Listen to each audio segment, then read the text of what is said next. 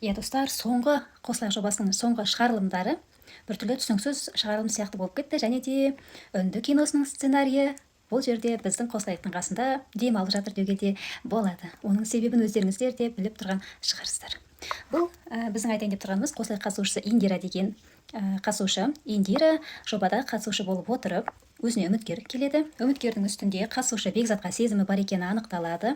Оның үстінде тағы бір олардың сыртынан бір жігітпен жаным күнім деп сөйлескені анықталады. Сонымен бұл негізі қосылайық жобасында болмаған, қосылайық жобасының шартына сай, мүлдем сай келмейтін іс-әрекет бірден шығарып жіберу керек еді. Негізі ешкімнің даусына салмай, ешқандай бір күн, екі күн ойланам демей шығарып жіберуге келетін іс-әрекет еді, бірақ шығарып жіберген жоқ. Және де осы шығарып жібермегендігі үшін бұл жай ғана қосылайық жобасының белгілі бір көрермендерді кішкене қызықтыру үшін ба, немесе қосылайық жобасының кішкене қызықты болу үшін ба, интрига болу үшін ба жасалған іс-әрекет екені анықталып қойды. Себебі кәдімгідей үлкен бір қалай айтсақ екен, оқиға болып басталған іс-әрекет екінші күні жоқ болып қалды. Жоқ болып қалған кезде жаңағы Индираның сөйлесіп жүрген сырттағы үшінші жігіті жобаға келді. Индира, мен сенімен күресем деді. Содан кейін келесі күні мен онымен күреспеймін, Индираларыңды өздерің ала беріңдер, қала берсін деген сияқты жаңағы голосовой жазып жіберіпті, аудио жазба жазып жіберген екен. Және де бұл сондай бір шытырман оқиғалы сценарий. Әрине адамдар кейбіреулер сеніп жатыр, ойбай, кейбіреулер сенбей жатыр, дегенмен де кішкене шындыққа сай келмейді. Көптеген көрермендер де комментарийда жазып жатыр, Индира, сен керемет бір актриса екенсің деген секілді. Мен де сол бір пікірлерге қосылайын деп отырмын. Себебі өздеріңізде көрген боларсыздар, іс-әрекет, жест деген нәрселер болады, содан кішкене шынайылық ештеңе байқалмайды. Индирадан сұрады, сен неге анау сырттағы үшінші жігітпен сөйлесіп жүрсің деді. Ол айтты, мен ол жігіттен қорқам, ойбай, ол маған қастандық жасайды, сөйтеді, бүйтеді деді. Ал келген кезде жаңағы жігіт келді ғой, жаңағы студияға келді, отырды.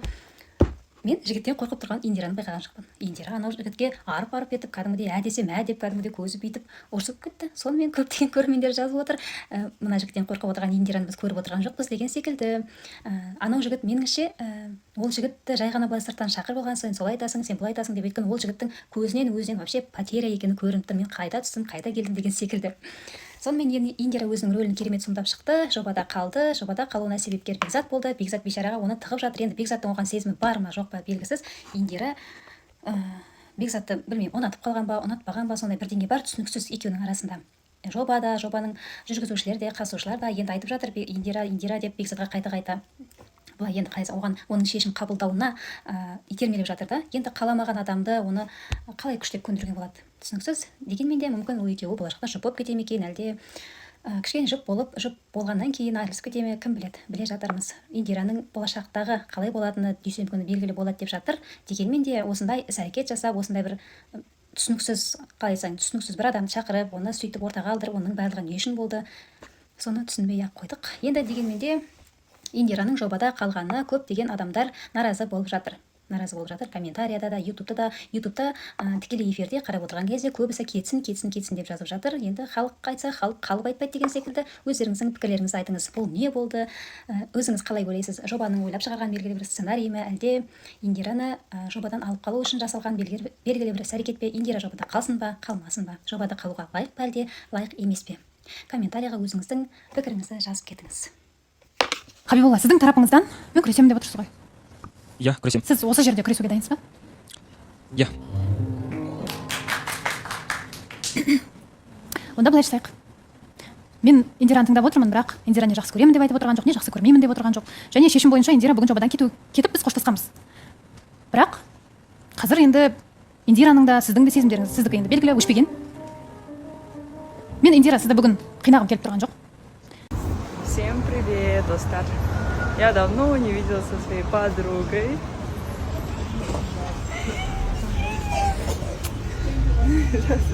Ты как? Бои мне не нужны, да? С Индирой, когда видимся, в жизни вот такая погода. Почему-то всегда дождь. Наш характер описывает, видимо. Вот именно. Даже на съемках у нас всегда то ли дождь, то ли холод, то вообще снег. Непонятно. Пришли покушать. Короче, мы уже на съемках. Мен ауырып қалдым, оразам дәшті. Сейчас время примерно 2 часа, где-то так. Ну, битый капец, жестко. Onlar arkadan нас на санях. Первый это фотоға түспегендер. Бекзат, сіз махырды қалай түсінесіз? Махр деген нәрсе ол діндегі міндет қой. Еркектің беретін әйелге деген міндеті. Сіздің әйеліңіз сізден бір квартира сұраса. Квартира? Даусын басшы, айналайын. Квартира сұраса, бұйырса, алып беруге болады. Негізі сондай квартира, машина қазір оқу сұрап жатады, оны дұрыс деп есептейсіз ба? Енді ол ана қыздың күйеуінің жағдайынан байланысты сұрау ол негізі. Жағдайын біледі ғой, енді кей әйтпесе асырасыз деп сұрайтындар бар мысалға. Анау не қайық сұрайтындар бар ғой бір? Не да? Самолет сұрайтындар бар енді ол ешкім сияқты. Менің ойымша. Бір әйтпесе ол қалағанын сұрасында күшті ғой мысалға. Сол үшін жігіттер жағдайын істейік. Қалайсыз? Жақсы, көңіл күшті. Лаура, махрге не сұрайтын едіңіз? Махрге мен алтын комплект сұрашым. Бриллиант тастарым. Бриллиант тастармен. Негізі махрды қалай түсінесіз? Махр деген ол ер кісі қайтыс болып кетсе, әйел адамнан соны сатып, ары қарай күн көруіне алынатын зат қой. Қазіргі таңда көп қыздар мысалы квартира, машина сұрап жатады, оны дұрыс деп есептейсіз ба? Негізі мен ол нәрсенің дұрыс емес деп санаймын, өйткені ер адамның шамасына қарай сұрау керек деп ойлаймын. Сол үшін мен кажется дұрыс емес, ешкім сияқты. Қалайсыз, Жанболат? Жақсы, өзіңіз қалайсыз? Денсаулығыңыз қалай болды? Өте әдемі. Бірнеше күн бойы Жанболат бізде эфирде болмады. Сағынып қалдым. Сағынып кеттіңіз ба? Келдім мен. Үйде жатып бір пікірге ашуланып, осы жерде мен сөйлесем екен деп. Жаным ғой тегі. Неге бүйтпейсіңдер деп WhatsApp-тан звондап бәле болдым ғой. Енді көреміз бүгін қайтып сөйлейтініңізді. Дайын. Жанболат, махрге қызыңыз мысалы машина сұраса не істейсіз? Әперем. Бересіз ба? Әперем. Квартира ше? Әперем. Негізі сіз махрды қалай түсінесіз? Махр деген ол енді керек нәрсе, по-любому менің ойымша. Например, болашақта не болады білмейміз, екіге кететін жағдай болса, бала-шаға соның қолында тұрады. Үй сұраса сол үйде ешқандай тәуелді болмай өседі дегендей бар. Ең дұрыс нәрсе ол толықтай. Қолдаймын. Жанбек қалайсыз? Шүкір жақсы. Жанбек, сізден махрге квартира сұраса не істейсіз? Квартира менде махрге сұрасам ма? Ай болмайды. Қиын болады, сол жерде тоқтатамыз да. Машина сұрасаш? Көлік, ол более нормально. Сәл миға қонды ма? Алтын, нелер сұраушы еді ғой. Негізі, қол жетім. Енді жағдайын жетіп тұрса, алып бермеске, алып бересің ғой. Тоқтамайсың. Бәрекелді. Қалмал мен махрды бір деп санап атқан біздің жігіт. Мен солай ойлап қалдым мен. Еще сақалы бар мысалы. Сіздің сұрағыңыз жаңа махрдың сұрағаны дұрыс па дедіңіз ғой, Махрды қалай түсінесіз жалпы? Махрды ол әрине қызды әке-шешесі бағады, қағады. Қыздың өзі қалмалдан да махрден де қымбат қой негізі. Берген, конечно, беру керек, сұрағанын беру керек. Өйткені ол біздің міндетіміз. Біз ер адам болып не үшін жүрміз? Бере алмасақ негізінде. Жоқ, әке-шеше бағады деген ол қалмалға жатады.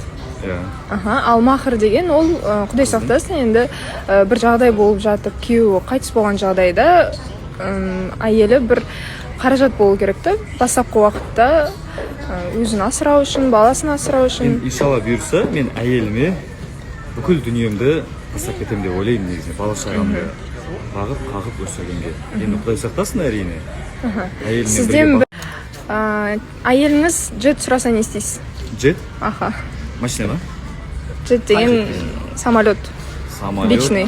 Енді шамалы келгенше бай батсақ алып берем ғой, әрине. Бірінші очередь әйеліме, бала-шағама алып берем. Бірақ негізі жағдайға қарап, жағдайға қарап. Салтанат, қалайсыз? Жақсы, өзіңіз қалайсыз? Жақсы. Салтанат, сіз махрге не сұрайтын едіңіз? 1 биткоин. Биткоин? Ал жоқ, оны бере алмаймын дейсіз? 0,5 биткоин. Қандай бір срок бересіз? Несіне байланысты ғой? Жағдайына. Гаухархан ренжіп болып жатыр мына жақта. Мен кішкентай нәрсе сұрайды екенмін ғой деп. Махрге не сұрайтын едіңіз? Енді менің жасымда махр бола ма болмай ма білмеймін, бірақ егер алып берем деп жатса, қазіргі таңда көлігім жоқ. Бұрында 2-3 рет енді автосалоннан көлік алып мініп үйреніп қалған адаммын ғой. Сондықтан бір көлік сұрайтын едім. Өзіңіздің қажеттілігіңізге. Дана, қалыңыз қалай? Сәлеметсіздер ме? Бәрі жақсы, сіздерде қалай? Шүкір, жақсы.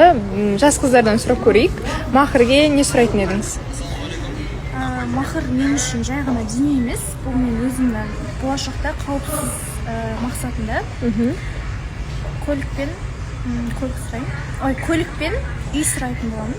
Жоқ, бір зат. Екеуін де сұраймын. тойымсыз алу не үшін? Өздеріңіз бір ереже құрып алғандарыңызша, оны алып бере алмайын десеш. Алып беру керек. Қандай срок қоясыз? Бір жыл. Бір жыл, е? Бұйырса сондай бір жігіт кездессін енді, е? Нұр, қалайсыз? Саламатсыздар ма? Қайырлы күн, жақсы, өздеріңіз қалай? Тимур, сіз Махрге сізден бір оқу сұраса, оған қалай қарайсыз? Қазір сондай нәрсе көріп қалдым да мен? Оқу сұрап жатқандар бар. Иә. Обучение. Да, дайынмын оқуға. Дайынмын дегенде ол дұрыс деп есептейсіз ба? Жоқ, мен енді одан да маңызды нәрселер бар деп ойлаймын. Бірақ одан да маңызды нәрсе сұраған дұрыс. Ал бір қымбат квартира, машина деген сияқты дүние болса ше? Сол мүмкін лайықты. Оған жақсы қарайсыз? Оған жақсы қараймын. Сандуғаш, қалайсыз? Әдемі болып отырсыз бүгін. Нежная болып. Сандуғаш, сіз Махрге не сұрайтын едіңіз? Ол үлкендер ақылдасып менде сұрайтын сияқты. Өз басым өзіме даже не керегін білмейді екен. Жоқ, Махрге әр әйел өзі айтады ғой. Сіз қалың малмен шатастырып жатқан шығарсыз. Ол туралы ойланбаппын. Бірақ бір қомақты формадай, примерно машина ма сондай. Машина, е? Айда, қалайсыз? Жақсы, өздеріңіз қалайсыздар? Жақсы, бүгін цвет настроение бір оранжевый болып отырсыз ба? Аида, сіз Махрге не сұрайтын едіңіз? Махрге, ойланбаппын, негізі алтын комплект сұрайтын. Қандай срок бересіз? 1-2 жыл шығар. 1-2 жыл алып берсін. Шолпан ханым, қалыңыз қалай? Саламатсыздар, жақсы. Шолпан ханым, сіз Махрге не сұрайтын едіңіз? Машина? Қандай срок беретін едіңіз? 1 жыл, 2 жылдың ішінде. Негізі Махрды қалай түсінесіз? Енді ер азаматтың әйеліне деген тұрмысқа шыққаны үшін құрметті деп түсінемін мен жеке өзім. Өзім солай қабылдаймын. Қалыңыз қалай, Ринат мырза? Жақсы, өздеріңіз қалай? Ринат мырза, сіз Махрды қалай түсінесіз? Негізі махр беру деген дұрыс емес сияқты. Неге? Білмеймін енді махр деген андай ғой енді. Может, күйеулері асыра сілтей жібереді да. Күйеулі қыздар енді қалай айтуға қазірге мына неде қыздардың көбісі ақшаға, машинаға көбісі. Может, үйленіп алған жігіттің ондай жоқ шығар. Енді жұрттың өзінше иә берем деп уәде беріп қояды да, бірақ кейін алып бермейді. Соң кесірінен де адамдар ажырасып отыр. Сол кезде қыз балдар айтады, махр сұрар кезде ойланып тұрса екен. Жағдайға қарап, иә? Жағдайға қарап, жігіттің жүріп жатқан өмірлік серігінің жағдайына қарап сұраса, нұр үстіне нұр болады. Негізі махр беруге болады, но бірақ андай асыра сілтеп емес та. Солай ойымша. Нұрдәулет, қалыңыз қалай? Жақсы, өзіңіз қалайсыз? Нұрдәулет, сіз Махрды қалай түсінесіз? Махр деген енді негізі болған осы уақытқа дейін. Бірақ осы 2025-те махр деген нәрсе Қазақстан бойынша алынып тастады. Діни басқарманың ең жоғарғы басшысы сондай хабарландырып шығарған болатын. Егер білмесеңіздер, біліп жүріңіздер, қыздар, махр сұрау қазір жоқ.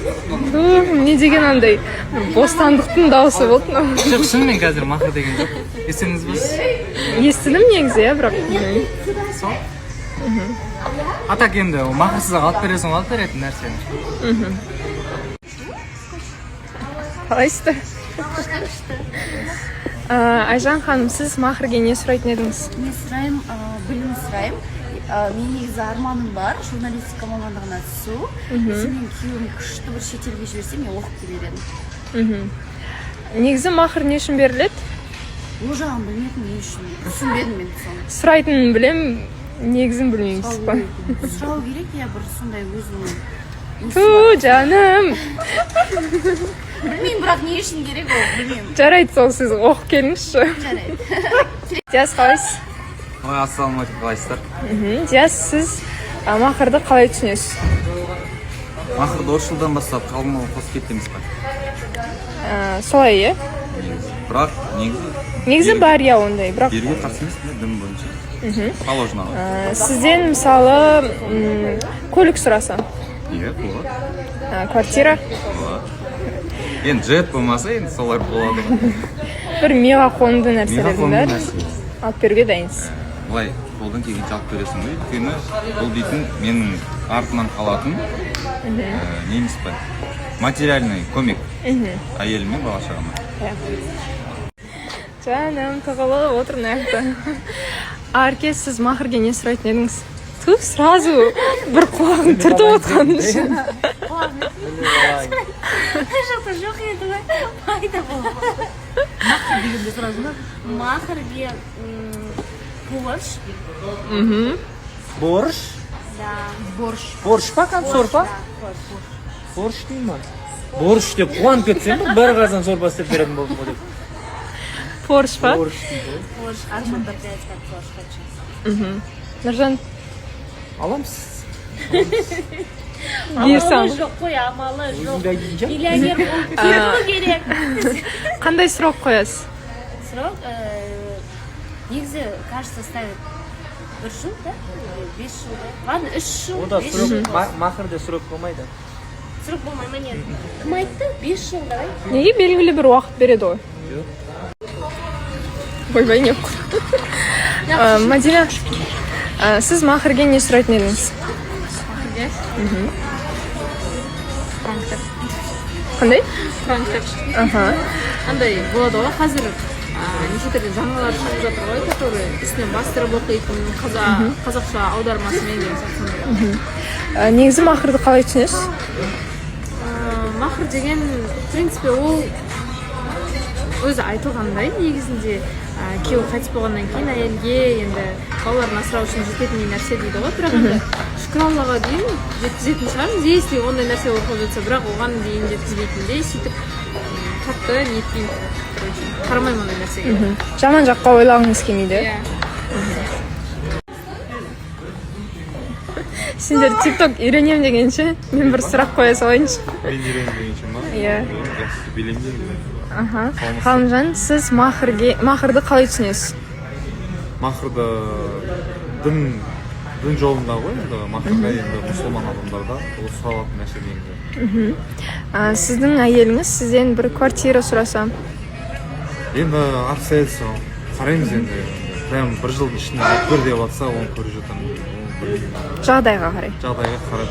Бірақ мейлінше сұрағанын алып беруге дайынсыз. Иә, ол негізі алып беру керекпіз ғой, негізі сұраған нәрсені бәрін алып беру керек. Аделя, махрге не сұрайсыз? Махрге білмеймін. Ақылдасамыз ата-анамен. Ол ата-анамен ақылдасатын емес қой. Сіз қалың малмен шатастырып тұрған сияқтысыз. Үй сұраймын. Үй? Иә. Менің несі болған жоқсың ба? Неге тек несімен? Қандай уақыт бересіз белгілі? Мен Астана қаласынан сұраймын. Левый берегтен керемет 3 бөлмелі квартира. Мынандай ЖК деп қойсаң. Уже бәрі дайын, в принципе. Көреміз негізі. Қашып кетпеңіздер, уайымдамаңыздар деп па? Бәрі ақылдасып алатын нәрсе дейсіз. Ақылдасамыз. Қалыңыз қалай? Жаным, көңіл күйсіз отырсыз ғой. Иә, жағдайлар. Бүгін аяулымның туған күні. Туған күніңіз құтты болсын, бақытты болыңыз, әйел бақытын тілейміз сізге. Жап-жас әдемі осылай құлпырып жүре беріңіз. Неге көңіл күйіңіз жоқ? Бүгін сіз кәдімгідей отбасылық жағдай. Бүгін сіз күліп, жадырап, жайнап жүру керексіз ғой. Солай болып қалады. Жаным, күліп жүріңізші. Сізге күлген жарасады. Қалайсыз? Саламатсызбы, жақсы.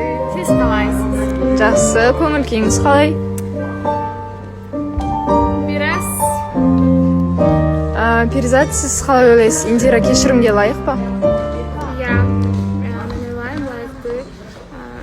Менде дал ушундай жагдай болгон. Бираз эр азаматы угроза кылып, менен сүйлөшесиң деп айткан. Мен сүйлөшкөндө корккандыгымдан. Мен түшүнүп жатырмын сөз иретинде. Сенесіз, Индираны айтып жатқан. Ал Бекзаттың сезіміне қалай ойыңыз? Мен Бекзаттың сезими бар деп ойлаймын. Шынайы деп ойлайсыз? Бирок үміткер күтөм деп отурат, не знаю почему. Сіз өзіңіздің ақылыңызды айтсаңызшы, ертерек қимылда, айтпесе жаман болады. Айтканмын ғой. Не дейді сөйтсе? Бекзатқа ақылымды айттым дейсіз. Иә, Бекзат айтып жатыр, бираз кечеги жагдайдан кийин сенимди жоготуп алдым деп. Сенімді жоғалтып Мен алды. Бекзат менен Индираны бирге көргүм келет. Жарыса ма екеуі? Иә, кошулсун. Бізде көргіміз келеді ғой. Бізде десеңші. Мен де көргім келеді. Сен де көргүң келет? Давай тойда. Мен емес, сендерді көргім келеді деп жатырмын. Кем? Нұрсұлтан кетті ғой. Не отырмын да, достар? Болмаса екеуі қосып алайық. Екеуін жіберейік та. Давай.